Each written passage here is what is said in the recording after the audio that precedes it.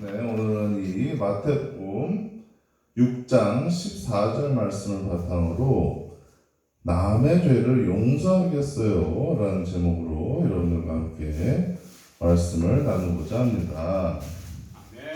아멘. 네, 하나님께서는 우리의 잘못을 처음에는 큰 충격을 받으셨어요.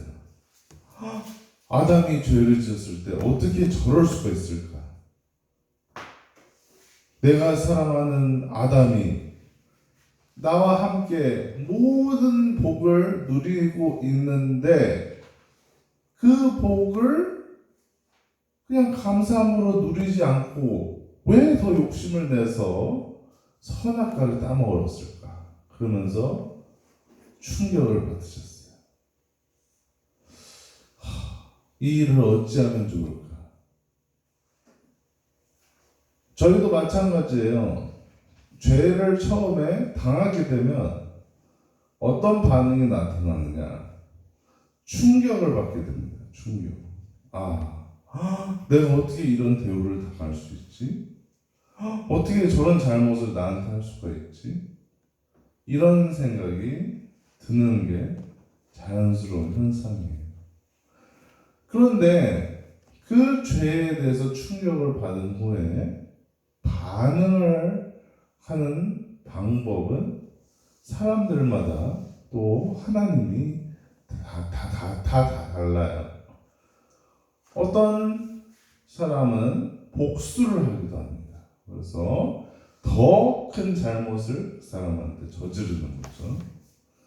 어떤 사람은 그냥 참습니다. 어떻게 저렇게 얘기를 하지?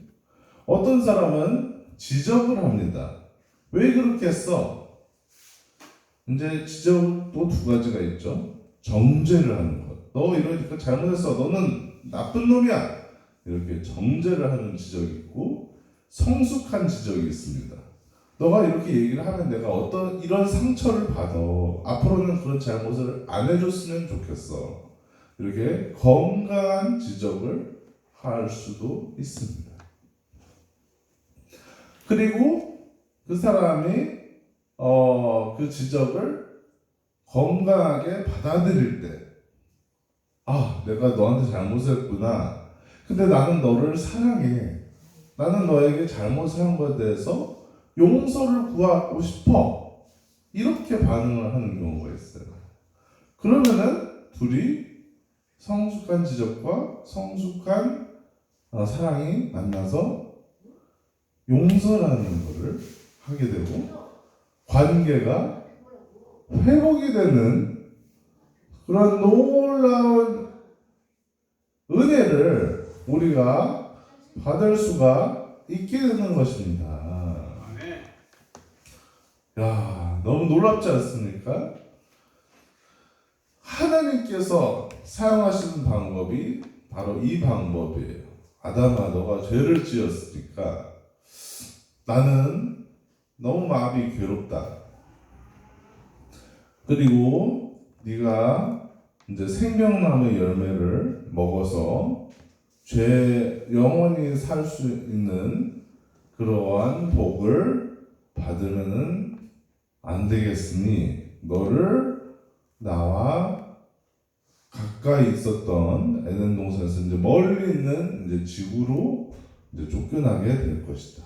이렇게 이제 죄에 대한 책임이 아담이 이제 지게 된 거죠. 그래서 이제는 수고해서 우리가 일을 해서 일에 집중을 할 수 있게끔 죄의 유혹에 넘어가는 그런 상황을 최대한 피하고 우리가 열심히 일을 하고 그리고 또 열심히 하나님이 주신 것을 당연하게 생각하지 않고 하나님이 정말 힘들게 노력해서 정성스럽게 준 것이라는 것을 우리도 힘들게 정성스럽게 노력해서 얻음으로 통해서 이제 깨달으려는 거죠. 그 축복을 깨달으려는 거예요. 그 축복에 집중하려는 거죠. 그래서 그렇게 이제 아담과는 이제 거리를 두셨어요. 이제 하나님이 이렇게 처음에 대화를 시도를 했을 때 아담이 성숙하게 이렇게 하나님 제가 죄를 지었습니다. 하나님의 마음이 아프셨고 굉장히 실망스러우셨겠군요. 하나님 다시는 그런 죄를 짓지 않겠습니다. 용서해 주세요. 이렇게 얘기했으면 또 결과가 어떻게 달라졌을지 몰라요. 그렇지만 아담은 그렇게 하지 않았고 이제 핑계를 댔어요. 핑계를 대면은 이제 죄에 대한 책임을 또 면할 수가 없겠죠. 그래서 이제 그래도 이제 하나님께서는 이제 그런 죄에 대한 이제 벌을 이제 내려주심을 통해서 내 죄에 대한 책임의 무게가 이렇게 크구나 이렇게 자연스럽게 깨달을 수 있도록 환경으로 인도하여 주셔서 이제 아담이 이제 그 죄를 깨닫고 하나님 아버지 정말로 내가 이 죄를 지음으로 인해서 하나님이 나랑 가까이 계실 수가 없는군요. 죄를 멀리하겠습니다. 그리고 죄를 짓더라도 용서를 구하겠습니다. 라는 성숙한 태도로 하나님 앞에 나아간다면 구원의 길이 열려요. 이거 놀랍지 않습니까, 여러분? 하나님은 아담이 죄를 짓자마자 아담의 죄를 덮어주세요. 동물을 죽이심으로 인해서 그 가죽을 가지고 옷을 아담에게 입혀주세요. 이 아담은 충분히 이렇게 용서를 구하고 그러지 못했음에도 불구하고 하나님은 그냥 눈 감아주시고 이제 환경을 통해서 하나님의 축복이 얼마나 소중한가를 깨닫게 이제 지구로 보내시면서 이제 그 죄에 대해서 더 이상 얘기를 안 하세요. 그러니까 그리고 그 가죽으로 그 부끄러움을 덮어주시기를 작정을 하셨어요. 아담의 죄를 짓는 순간부터. 그러니까 우리도 마찬가지로 이렇게 하나님에게 우리가 죄를 지었을 때 하나님 정말 어떻게 나의 죄를 용서해 주시려고 이렇게 내가 죄를 지은 죄인임에도 불구하고 이런 예수님을 대신 내 죄 대신 죽게 하시려는 그러한 계획을 세우셨습니까? 어떻게 바로 그렇게 아담 죄를 짓는 순간부터 그 대우가 합당하지 않고 그냥 에덴 동산에서 쫓겨나고 끝 안녕 이렇게 돼야 될 사람인데 다시 천국이라는 곳을 만드셔서 다시 그 곳으로 에덴 동산 버금가는 곳으로 만들어 주시는 그런 곳을 우리가 갈 수 있도록 다시 길을 열어 주셨다니까요. 죄인에게 이 얼마나 놀라운 축복인지. 이제 우리가 해야 될 것은 이 죄의 용서를 이제 받는 거예요. 받는 거. 그러려면은 이렇게 성숙한 태도 이렇게 하나님에게 정말로 하나님 내 죄를 용서해 주세요. 정말로 제가 너무 잘못했습니다. 이렇게 성숙한 태도로 하나님에게 죄를 고백하고 용서받는 과정을 다 밟는 것도 중요하지만은 그렇지 못하더라도 우리는 방법이 있어요. 바로 내 죄 대신 죽어주신 예수님을 믿는 방법이에요. 어떻게 한다? 예수님을 믿는다. 그러면 우리의 죄의 문제가 해결되는 거예요. 여러분은 예수님을 믿으십니까? 아멘. 믿으시면은 여러분의 문제가 해결되는 거예요. 예수님께서 하신 일이 뭐예요? 우리의 죄를 대신해서 십자가에서 그 대가를, 고통을 대신 받으시고 죽으시기까지 하신 거예요. 그러니까 그 예수님의 그 사랑과 용서하려는 의지를 우리가 확인을 하고 그거를 믿는 순간 우리에게는 구원이라는 축복이, 천국이라는 축복이, 하나님과 영원히 함께 살 수 있게 되는 축복이 주어지는 것입니다. 여러분, 이게 너무 놀라운 사실 아닙니까? 이렇게 하나님께서는 우리가 감당할 수 없는 은혜를 주세요. 용서의 은혜. 우리의 죄를 덮어주시고 우리의 부끄러움을 가려주시고 우리를 위해서 예수님을 보내주셔서 우리 대신 죽게 하시는 그러한 용서의 은혜가 있어요. 그러면 우리는 어떻게 해야 될까요? 이제 하나님한테 감사하는 방법도 있고, 이제 하나님께 영광 돌리는 방법도 있고, 하나님을 찬양하는 방법도 있고, 하나님께 이렇게 나와서 예배드리는 방법도 있고, 이렇게 하나님과 동행하는 방법도 있고, 여러 가지가 있겠지만은 오늘 여러분들과 저가 보고 싶은 내용은 남의 죄를 내가 죄를 용서받는 것처럼 용서해 주는 법에 대해서 여러분들과 말씀을 나누고자 합니다. 여러분들, 남의 죄가 아프죠? 그죠? 남의 죄가 힘들어요. 어떻게 저런 잘못을 나한테 할 수 있을까? 이거를 용서하기란 굉장히 힘들어요. 하나님도 굉장히 힘들어 하시는 부분이에요. 그러니까 우리도 힘든 부분이에요. 그렇지만 우리는 용서함을 통해서 그 죄를 이제 정말 내가 사랑하고 가까이 하려고 하는 관계라면 가서 얘기를 하는 게 좋겠죠. 내가 너 때문에 이런 점 때문에 이런 식으로 마음이 상해서 이런 부분이 다시는 일어나지 않았으면 좋겠어. 좀 나를 도와줄래? 이렇게 얘기할 때 정말 이 사람을 나를 사랑하고 나를 아껴주는 사람이라면 그래? 네가 그랬어? 그때 그랬어? 그러면은 내가 너에게 그런 잘못을 안 저질를게. 내가 말을 귀하게 생각할게. 내 죄를 용서해줘. 그렇게 해서 관계가 회복이 돼서 이제 같이 평생을 함께 하는 방향으로 이제 관계를 회복하면 좋죠.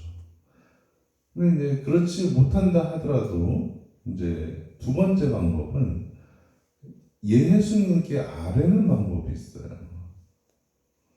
나중에 오후 설교 때도 말씀을 드리겠지만 어떤 창녀가 너무나도 자기 지은 죄가 괴로운 거예요.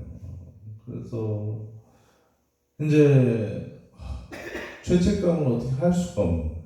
그러니까 예수님 앞에 나와서 가장 자기가 좋다고 생각하는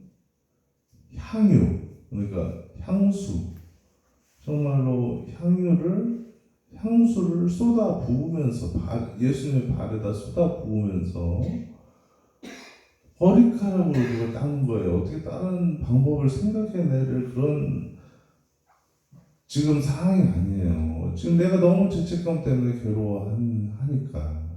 괴로우니까. 그렇게 예수님에게 용서를 비는 거예요. 용서를 빌고 정말 예수님, 저희 죄가 너무나도 큽니다. 저희 죄를 용서해 주세요. 저의 죄책감이 너무나도 큽니다. 주여 저를 용서해. 이렇게 예수님 앞에 나가니까 그 많은 죄가 용서가 되는 기적을 체험을 합니다. 여러분들이 이러한 용서를 나도 이 향유를 하나님 앞에 드릴 정도로 많은 죄를 지었다는 것을 우리가 깨달아야 돼요. 그래서 하나님 앞에서 온들 바를 몰라야 돼요. 그래서 많은 죄를 나도 용서받았다는 사실을 깨달아야 돼요. 그러면은 다른 사람들을 용서하기가 더 쉽고 그 사람도 예수님 안에서의 죄책감을 가지고 저 사람한테는 저러면 안 되겠구나. 그런 깨달음을 얻을 수 있도록 기도하는 방법도 있어요. 그래서 여러분들이 꼭 죄의 문제를 딱 집어서 모든 걸 해결하려고 하지는 마시고 예수님께 아뢰는 방법을 추천을 드립니다. 예수님께 잘 아뢰는 방법.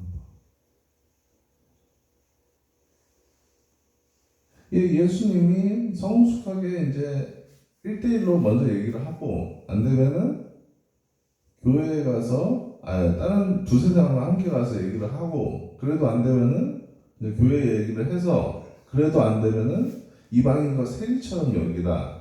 그러한 죄도 있어요. 그렇게 우리가 행동을 해야 될 죄도 있단 말이에요. 그러니까 이제 그거는 이제 상황을 봐서 여러분들이 잘 지혜롭게 이제 이 죄를 어떻게 처리할 것인가. 다만 예수님께 아뢰고 내가 마음에서 정리가 되는 부분인가. 그래서 내가 저 사람이 안 바뀌어도 내가 저 사람하고 관계가 그렇게 틀어지지 않을 수 있을 정도면 그냥 그런 대로 사는 거고, 근데 이제 저 사람이 바뀔 수 있는데 내가 얘기를 해서 바뀔 수 있는데 라는 생각이 든다. 그런 믿음이 온다. 그러면은 이제 예수님께서 가르쳐 주신 방법. 먼저 개인적으로 얘기하고, 안 되면 두세 사람과 같이 얘기하고, 안 되면 교회 얘기해서, 안 되면은 이방인과 세리처럼 여기고 그냥 그 사람과 관계를 정리하는 그런 방법도 있을 수 있어요. 그런데 이제 그런 거를 기도하시면서 잘 지혜롭게 죄를 다루시는 저와 여러분이 되기를 예수님으로 축원드립니다. 근데 이제 그 사람은 이방인과 세리처럼 여기라는 말은 그 사람하고 상대를 하지 않고 멀리 하라는 말이에요. 그러니까 신경을 많이 쓰지 않으라는 말이에요. 그냥 그렇게 되는 게 더 오히려 관계에 좋다는 말이에요. 그 사람들과 관계를 그만큼 멀리 하라는 거예요. 그 사람과 가까이 해서 관계가 죄의 문제가 자꾸 쌓이면은 더 오히려 서로 손해니까. 그러니까 이제 그런 거를 이제 내가 저 사람을 미워하고 무시하고 저 사람에게 신경을 쓰고 그런 일이 아니라 우리가 죄의 문제는 멀리하면 좋으니까 죄의 문제를 멀리하라는 말인데 그래도 그 사람을 사랑하는 마음으로 내가 그 사람의 죄를 별로 신경을 안 쓰는 거예요. 그러니까 예수님 안에서 내가 죄를 많이 용서받았잖아요. 그러니까 나도 그런 다른 사람들의 죄를 이제 다양한 방법으로 용서를 하는 거죠. 그냥 용서하기도 하고 예수님이 가르쳐 주신 방법으로 지적을 해서 봐서 이제 관계가 더 회복되는지 봐서 용서를 하기도 하고 아무튼 이제 잊어버리는 거죠. 그냥 내가 신경을 안 쓰고 하나님이 하신 방법처럼 내가 너의 죄를 기억도 하지 아니할 것이다. 네, 이 방법을 우리는 사용을 하는 거예요. 하나님, 저 사람이 저를 죄를 이렇게 지어서 제가 마음이 이렇게 아픕니다. 그렇지만 하나님께서 저의 죄를 이만큼 용서해 주셨는데 저는 이만큼의 죄도 용서를 못한다면 이게 되겠습니까? 하나님이 이만큼 용서해 주셨으니까 저도 이 정도는 용서를 하면서 살게 하옵소서. 이렇게 기도하시면서 나아가시는 저와 여러분이 되기를 예수님의 이름으로 축원드립니다. 아멘.